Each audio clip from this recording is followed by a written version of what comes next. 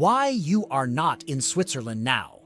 This landlocked Central European country is home to two mountain ranges, the Alps in the south and the Jura in the northwest. But Switzerland's natural attractions don't stop with peaks and glaciers. You'll also find glimmering turquoise lakes, emerald valleys where you can relax and enjoy beautiful nature. So let's fix that problem and dive into 14 best places to visit in Switzerland. Number 14, Lucerne. Imagine a sparkling blue lake surrounded by mountains, a car-free medieval old town, covered bridges, waterfront promenades, frescoed historic buildings, and sun-splashed plazas with bubbling fountains. No wonder Lucerne is a top spot for tourists. History buffs will enjoy the Swiss Transport Museum with extensive exhibits on all forms of transport, including air and space travel, railroad locomotives, and a planetarium. For beautiful views of Lucerne, the Alps, and the lake, ride the funicular to the Dietscheberg on the north side of Lake Lucerne, cruise up Mount Pilatus on the cableway, or head to the Rigi, a famous lookout point. Number 13, the Albula railway line. One of the very few railway lines in the world designated as a UNESCO World Cultural Heritage listing, the Albula-Bernina line on the Rhaetian railways offers a majestic ride not to be missed. The route extends throughout the Albula and Bernina landscapes, covering 122 kilometers and winding through almost 200 bridges, the Graubünden Mountains, and a number of tunnels and viaducts along the way. A ride on this train means panoramic seats that overlook unspoiled mountain landscapes, including the Piz Bernina, the highest mountain in the Eastern Alps at just over 4,000 meters tall. The train operates all year long, and the views are just as magical in summer as they are in winter. Number 12, Oberhofen Castle. Right on the shore of Lake Thun and surrounded by a 2.5-hectare park, this 13th century castle is one of the most breathtaking in Switzerland. Because Oberhofen Castle changed hands many times through the centuries and new owners kept adding rooms to it, the result is a magical mix of many styles. Bernese Baroque-style buildings, Romantic-style facades, and Prussian-inspired exotic new areas. The castle also houses a living museum showcasing the times and lives of feudal societies that called the castle and its surroundings home from the 16th to the 19th centuries. Number 11, Zurich. Zurich is Switzerland's largest city, a major transportation hub, and a top starting point for travelers. The city lies at the northwestern end of Lake Zurich astride the river Limmat. Beyond its buttoned-up facade, this affluent banking capital boasts a rich lineup of cultural treasures. A great place to begin a walking tour is the cobbled streets of the Old Town with its quaint shops, cafes, and galleries. Mile-long Bahnhofstrasse, one of Europe's finest shopping strands, beckons with designer stores selling fashion, watches, and jewelry. Venturing away from the boutiques, visitors will find more than 50 museums and 100 art galleries, as well as many other tourist attractions. A top pick is the Kunsthaus Zurich, the Museum of Fine Arts, with an impressive collection of art from the Middle Ages to the present day. Another favorite is the Rietberg Museum, which focuses on non-European art with many works from China, India, and Africa. Number 10, the Matterhorn. You'll never forget the first time you see Switzerland's most symbolic mountain, the Matterhorn. Maybe you arrive in the charming village of Zermatt at its base on a clear blue day, and the 478-meter-high, tooth-shaped mountain looms clearly in front of you. Or maybe it is spitting rain when you first set foot in the car-free town, and it isn't until the next morning that you witness the emblematic peak emerging from a sea of dissipating clouds. Whichever way you first see this legendary mountain, it will remain seared into your memory for years to come. It's that impressive. One of the highest mountains in the Alps, the Matterhorn sits on the border. Number 9, Jungfraujoch, the top of Europe. Since 1912, tourists have been making their way to the fairy tale-like village of Grindelwald for an excursion to the top of Europe, also known as Jungfraujoch. As its name suggests, it's the highest train station in Europe. It offers panoramic views of the UNESCO-recognized Jungfrau region that will make your jaw drop.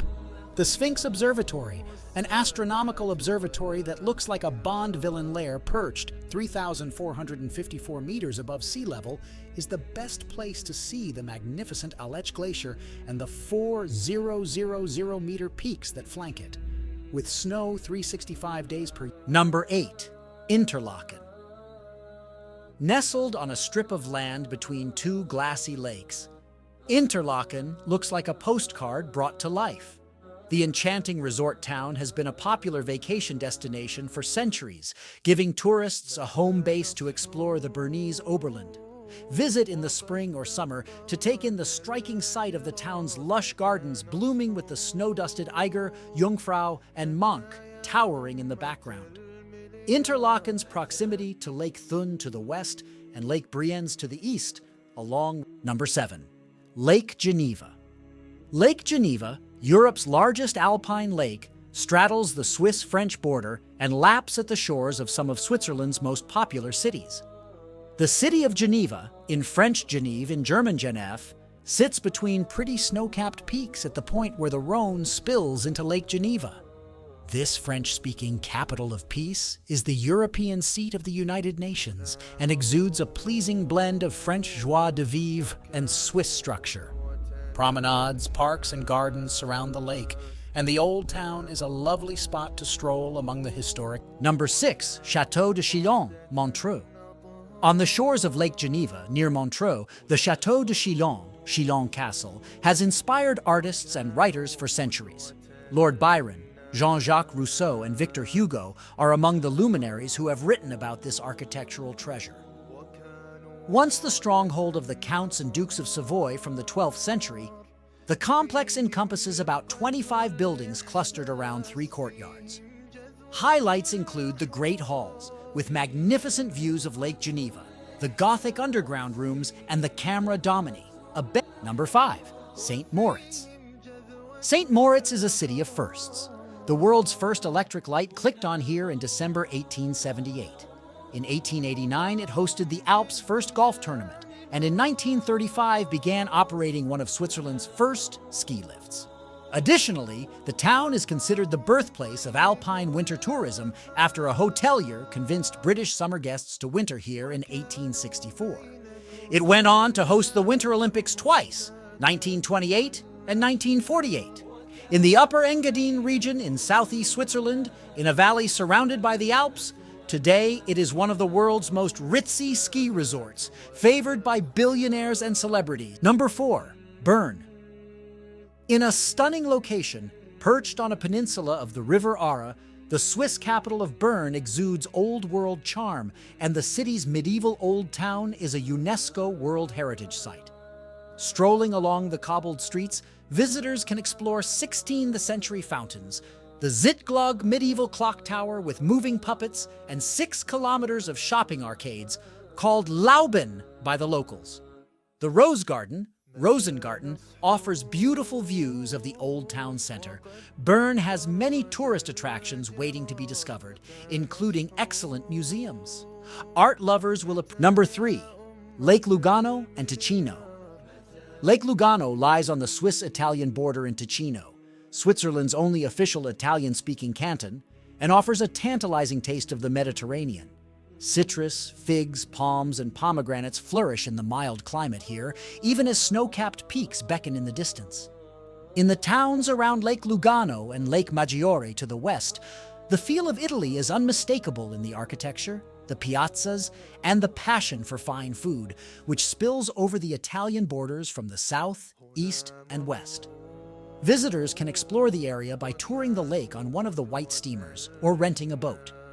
For a panoramic overview, Monte San Salvatore offers one of the most spectacular vistas of the surrounding countryside, lake and snow-capped peaks. Number 2. Swiss Grand Canyon. The Ruinalta, also known as the Swiss Grand Canyon, is a deep gorge surrounded by expansive meadows and forested cliffs. Located in eastern Switzerland, it was created over 10,000 years ago. When the Ice Age Rhine Glacier retreated, it led to a chain of events that resulted in a massive rock slide in the Rhine Valley. As the Rhine River seeped through the rock walls, the gorge was filled with water. Today, the Swiss Grand Canyon is not only one of the most beautiful areas in Switzerland, but also a preferred destination for hikers, bird watchers, and nature lovers. It's possible to raft the rapids here between May and October, or rent a canoe or kayak for a gentler route with stunning views of the steep cliffs all around. Number 1. Gruyères. Even if you don't know anything about this small medieval town, you've probably heard about the hard yellow cheese that made its name famous. Today, that's one of the town's main attractions. Visitors can tour a cheese factory, sample the local specialties, and wave to the cows that call the surrounding green hills home. If cheese isn't enough, the Maison Caillé chocolate factory also operates in town. Gruyères might be tiny. It covers an area of just 28.4 square kilometers and is home to around 2,000 permanent residents. But it makes up for it with plenty of things to do, including the 13th century castle of Gruyères and its 2 small arts and regional museums, as well as Saint-Germain Castle, which was bought by Swiss surrealist painter and sculptor H.R. Giger, and it now houses a museum dedicated to his work.